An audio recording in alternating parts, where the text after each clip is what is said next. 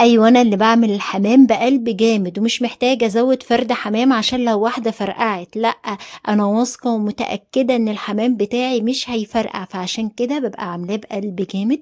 أنتِ كمان تقدري من هنا ورايح بقلب جامد تعملي الحمام، وأراهنِك ما فيش واحدة هتفرقع، بخدعة بسيطة باعملها ما فيش حمامية بتفرقع مني. سمي الله وصلّي على الرسول، وتابعي معايا الفيديو للآخر أقول لِك كل تريكات الحمام من البداية للنهاية، وإزاي ما يفرقعش معاكِ حتى لو عروسة جديدة أو أول مرة بتعمليه. من هنا ورايح الحمام كله زي الفل، مفيش واحدة مفرقعة، أحلى من بتاع المطاعم. طريقة حلوة جدا إن شاء الله هتعجبكم.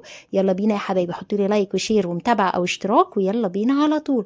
أول حاجة هبتدي أتبل الحمام، أنا غسلته كويس جدا ونقعته في محلول الملح. خدت بصلاية بالشكل ده، حطيت عليها ملح وفلفل، حاجة بيزك وسهلة جدا جدا جدا. هبتدي أدعكها كويس قوي، وهجيب الحمام بتاعنا اللي أنا غسلته كويس ونقعته في المحلول الملحي، وفرّغت كده ما بين الجلد والعضم، وهابتدي إن أنا أتبِّل بيه الحمام، وأدخّل كده البصل جوّاه من تحت الجلد ومن جوّه كده زي ما أنتم شايفين، وأسيبه بقى كده على جنب لحد ما نحضّر الحشوة بتاعتنا. عايزاها فريك أوكي، عايزاها رز زي ما تحبي، يالّا بينا على طول نشوف هنعمل إيه. طبعًا الكبدة والقوانص كمان اتغسلت واتقطّعت واتنقعت في المحلول الملحي وزي الفل، ما فيش أي ريحة زفارة. هاجيب هنا حلة وأحط معلقة من السمنة البلدي، ضروري سمنة بلدي كده عشان يبقى حلو معانا، وهاسيبها لحد ما تسخن كويس جدًا. طبعًا أنتم شفتوا معايا إن أنا كنت فارمة بصل تاني. هانزل الأول بالكبد والقوانص اللي إحنا مقطعينها ومنضفينها كويس جدًا، أهم حاجة يا جماعة المحلول الملحي عشان الزفارة. هابتدي أشوّح الكبد والقوانص تاخد معايا لون، مش محتاجة أفصلهم لإن هم 4 حمامات، فالكبد والقوانص قليلة جدًا، وكمان كبد وقوانص الحمام ما بتاخدش سوا أبدًا، أبدًا، أبدًا، مش زي بتاعة الفراخ والبط والحاجات دي. هابتدي أدّيهم رشة من الفلفل وأقلّبهم مع بعضيهم كويس جدًا. هنا بقيت البصل اللي كنت فرماه يعني بصلاية كمان، هابتدي أقلّبها كده وابتدي أضيف برضه بهارات بسيطة أوي، البساطة حلوة وبتدّي طعم حلو وبتحسّسِك بطعم الحاجة اللي بتاكليها. عبارة عن إيه، رشة بسيطة من الحبهان، رشة بسيطة من القرفة، ورقتين لوري، وقلّبي كويس جدًا. وإيه بقى التركاية الخاصة بيه اللي هتدّي له طعم توديه في حتة تانية خالص، دبس الرمان يا جماعة. دبس الرمان مع الكبد والقوانص بوجه عام، مش على الخصوص مع الحمام، لأ بوجه عام. دبس الرمان بياخد الكبد والقوانص لحتة بعيدة بعيدة، ما حدش بيعرف انت حاطه ايه، وده سر خاص بيا. جربوه كده وقولوا لي رايكم. هبتدي اشوح كده الكبد والقوانص مع دبس الرمان والملح والفلفل، لا ما حطيناش ملح يا شيرين، ما حطيناش، مع الفلفل والحبان والقرفه والورق لوري، واقلبهم مع بعض كويس جدا زي ما انتم شايفين. خلاص تمام زي الفل.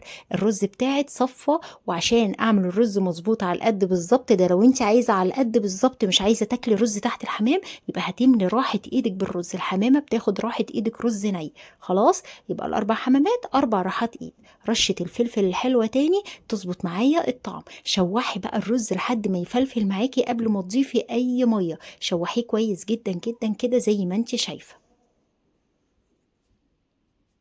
اهو كده زي الفل. ما تنسيش الملح، احنا ما حطيناهوش، حطي الملح اللي يظبط معاكي الرز والكبد والقوانص كده زي الفل. وشوحي شوحي شوحي عشان احنا عايزين الرز يبقى مفلفل جوه الحمام، مش عايزين يبقى معجن. وهقولك على تسوية الرز المظبوطة عشان يطلع معاكي من جوه مفلفل وما يعجنش ابدا ابدا ابدا.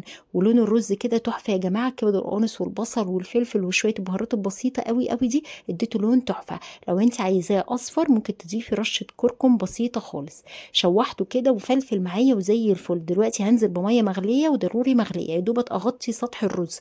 بمجرد ما الرز يشرب المية بتاعته هستنى 5 دقايق على نار هادية، واخد الرز اللي هحشي بيه واسيب الباقي يستوي براحته. الرز نص سوا اللي هنحشي بيه الحمام، نص سوا.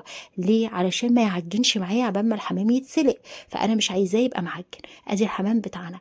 باخد شويه رز اسيبهم يبردوا كده، وابتدي احشي الحمام من جوه. وممكن تفضلي تضغطي من جوه لحد ما يعدي لجلد الرقبه ويحشيها، وممكن تحشي من تحت الجلد، يعني دي حاجة زي ما تحبيها.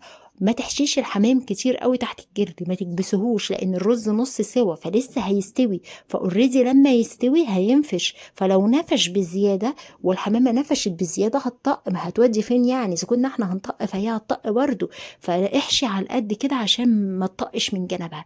فتحت تحت الجلد، واحنا بنغسله وبننضفه كنا ايه فاتحين تحت الجلد. وممكن لو بتخافي خلي الراجل بتاع الفراخ قولوا له سقف لي الحمام، هيخليه يسقفه على طول، فهيفتح لك تحت الجلد. اكيد يعني الحمام مش هيقف يسقف يعني، فهيفتح لك تحت الجلد. هبتدي احشي كده زي ما انتم شايفين. عارفين ما بنحشي ممبار بنخليه كده مبطبط خالص، ما بننفخوش قوي عشان ما يفرقعش في الحله. الحمام كذلك ما تنفخوش رز قوي او فريك على وجه السواء يعني، عشان ما يفرقعش تحت الحله. بعد ما حشيت تحت الحله، جوه الحله بعد ما حشيته كده هقفل الرجول بتاعته كويس جدا، واحطها في مكان مخصص ليها. وكمان بكون تانية الجناحات لورا وشكلها زي الفل، ما تقوليش عليها فاضيه، لان هي كده لسه الرز هينفش وهي بتستوي، فهي كده حلوه 100 فل و14. اكتر من كده هتطق. دي اول واحده. تاني واحده اهي معايا برضو هحشيها بنفس الطريقه، ومش هكبسها قوي. وخلي الراجل برضو وهو بينضف لك الحمام ما يفتحوش فتحه واسعه قوي عشان ما تطردش الرز من جواها. خلاص هكمل حشو الحمام كله او الاربع حمامات اللي كانوا معانا، وارجع اقول لكم بقى ايه التركايه او ايه الخدعه البسيطه اللي بتحافظ لك على الحماميه طول ما هي بتتسلق ما تفرقعش، وبقلب جامد، وما تقلقيش، وارمي حمام زي ما انت عايزه في الحله، مش هيجراله اي حاجه. تمام، خلصت الحمام كله وحشيته كله. يلا نشوف مع بعض التركايه، ومتاكده انها تعجبكم جدا. بس بالله عليكي لو اول مره تشوفي الفكره او عجبتك الفكره تنسيش اللايك والشير. ده بلاستيك راب او بلاستيك حراري بيخش النار عادي جدا، او بينزل في الميه السخنه عادي جدا، اللي هو الرول اللي بيتلف بيه اي اكل بره في الهايبر ماركت. متوفر جدا جدا جدا. بجيبه بلف الحمامية اللي هي مش مكبوسة قوي، بلفها كويس جدا بالرول ده اهو، واروح مقفلة عليها من الطرفين. بلف الحمام كله بالشكل ده، هي لفتين كده على الحمامية وقفلها من الطرفين، بتخلي ان الحمام ما يفرقعش معايا ابدا ابدا.